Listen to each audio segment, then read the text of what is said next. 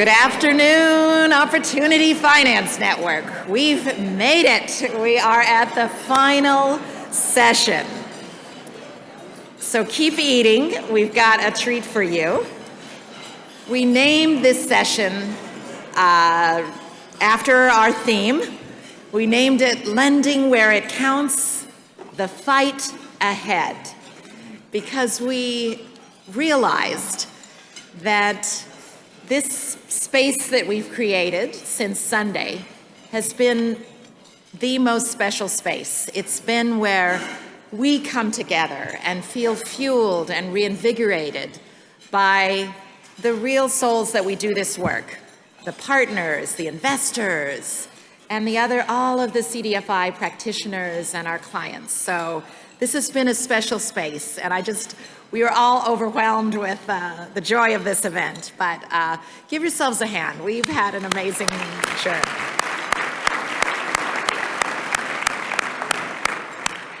But we do have tough work ahead, and as something I always share with my friend Bill Bynum, it is to say, let's get it done. Let's get this fight on. Let's finish what we came here to do. So we wanted to inspire you all in whatever fight awaits you.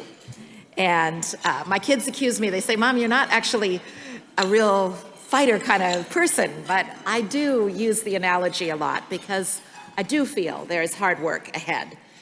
So I made some phone calls, and I called 3 of my favorite fighters.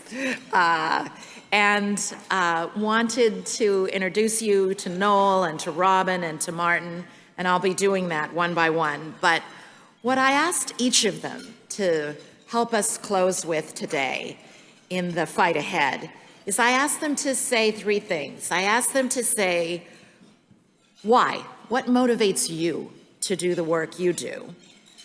Then I asked, when was it?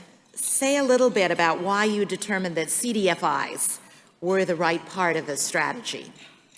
And then finally, I asked them to say something about what do we all need to do to be successful in the fight ahead.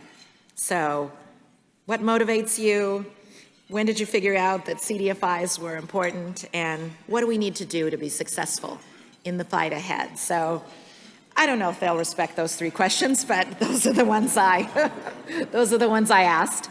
And of course, we have tight timing on all of this, which I know they will break, so forget about giving the cues. But I want to start with asking Noel Poyo.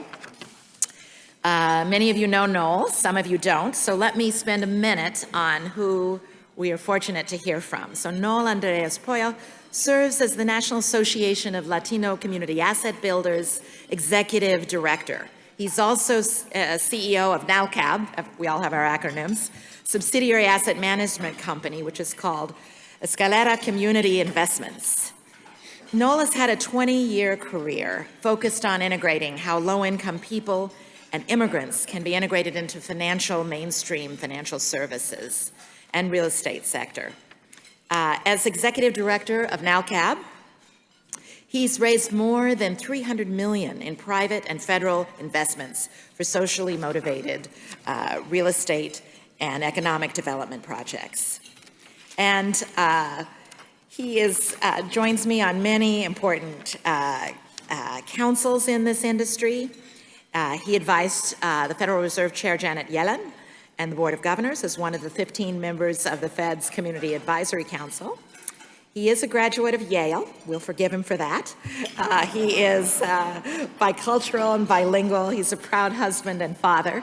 But let me also tell you a personal note about Noel. He has a hunger to see Latino Americans in this country thrive. And I know he called me just seriously when I took this job. And he said, we have real work to do, Lisa, and it's not over. We have some new CDFIs to start. We have some power to share, and we have some money to raise. And those are music to my ears. And so with that, I ask you to just welcome Noel Poyo to the podium. Thank you. Thank you, Noel.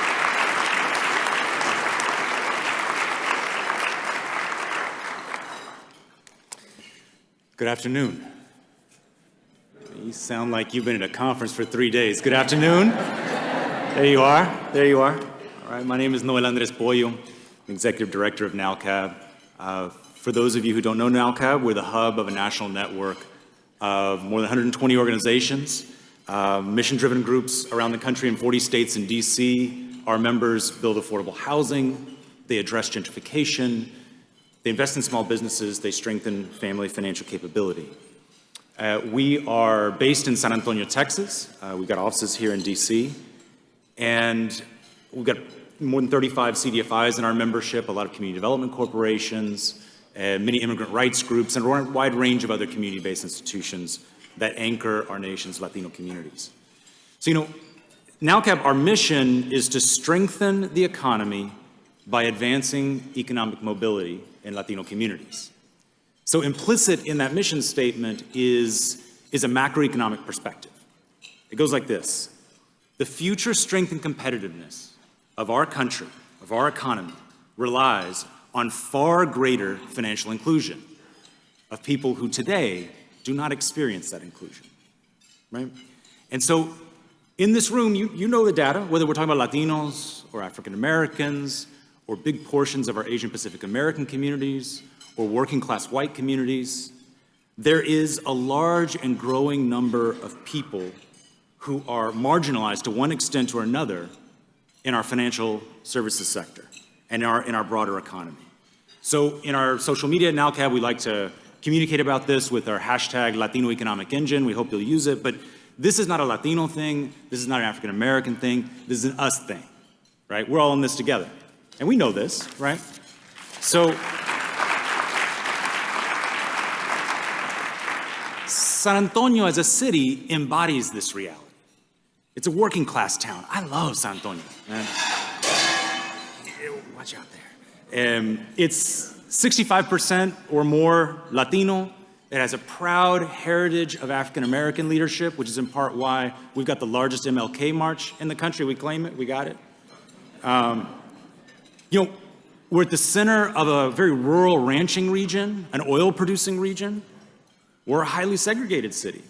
There are enormous distances between rich and poor in our city, both literally and figuratively. And our mayor, Ron Nuremberg, and our council have been pursuing an equity agenda. It is no accident this is the first time we've ever had a council that is equally balanced between men and women, right? And so we get an equity agenda.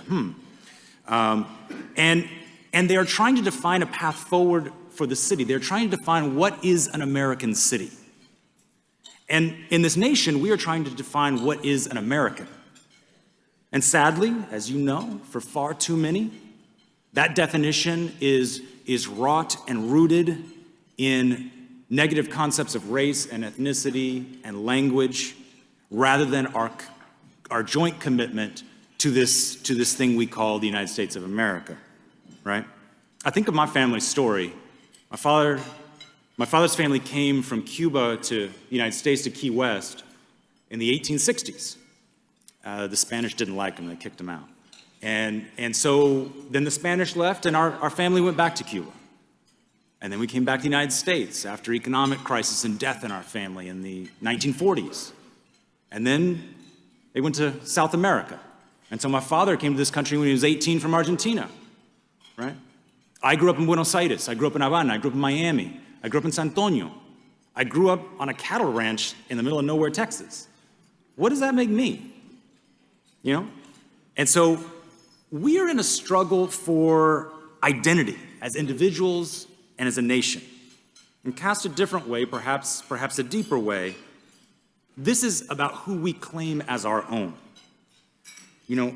Especially across lines of difference. I believe my faith calls me to claim you as my sister and as my brother. But I will confess that these last 3 years have shown me some of the limits of my own faith. I cannot claim you if you're invested in the destruction of my culture and my language. I cannot claim you if you care less about justice for my nieces and my nephew because of their darker skin. I can't. And so I know that I'm supposed to love and forgive, but being at the center of a Latino serving network for the past 3 years, I've seen too much, I've heard too much. God forgive me, I have my limits, right? And so I honestly believe that we need to be prepared to challenge the limits of our faith with the ferocity and fanaticism that we bring to this battle that we are in for the soul of our country, for the health of our economy, right? And I worry that we will see conflict in the streets of this nation like we have not seen in many years. Look at what's going on in Hong Kong. Look at what's going on in other places in the world, right? People have their limits, but we're not there yet. And until then, I have chosen capital as my tool, as my shield.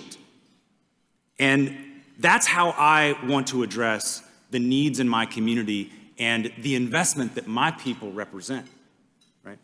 And so just as our nation struggles with its identity, I think the CDFI movement is in that struggle. However, in stark contrast to our nation, we have leadership, right? And I can think of no one better than Lisa Mensah to walk us through this evolution. Lisa, thank you for your leadership. Thank you for picking us. You know, I want to say a word just about our future. You know, the future of this industry, I think equity is at the center of it. And I'm actually talking about balance sheet equity here, to be clear, right? You know, who has a strong equity position in the field and who does not is a map of equity. And now I mean the equity that you thought I meant before, right? I'm not trying to be glib, I'm not trying to be cute, but you know, equity is the pathway for us to make a more equitable industry, more equitable communities. We've got to start there. You know, JP Morgan Chase recognized this with the Pro Neighborhoods program.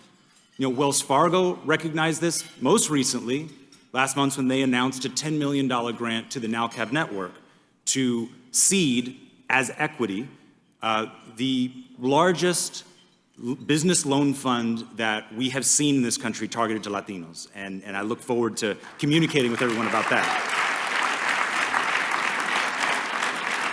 You know, I'd love to say more about our future, but we've got a present to worry about, so I'd like to close by just saying a few words about the Community Reinvestment Act. Let's be clear, the Comptroller of the Currency has publicly articulated an approach to CRA reform that will gut the CRA. It will undermine the community development finance system. If Mr. Otting gets his way, our path to equity will be harder. We cannot have a single metric because the quality of an investment and who it serves matters. We cannot allow investments that do not serve LMI communities, no matter where those are. And we need to see some solution to getting dollars from banks anywhere in this country to serve LMI people in persistent poverty counties. We need to solve these things, and we cannot lower our standards because somebody has put something on the table as a fake negotiating position to push us in another direction, right? So we need to hold strong. And the Federal Reserve has shown us a viable, data-driven path forward on CRA reform. They've been studying it for 10 years. This didn't come out of nowhere, right? And this Trump administration needs to stop trying to influence our central bank, whether it's on CRA, whether it's on monetary policy, whether it's on anything else. Get your hands out the bank, right? We can't stand for it, and we may need to stand up on it. And so we have our work cut out for us, you know? So get out there and vote, organize, invest in ways that our communities can see the good that you do. Thank you.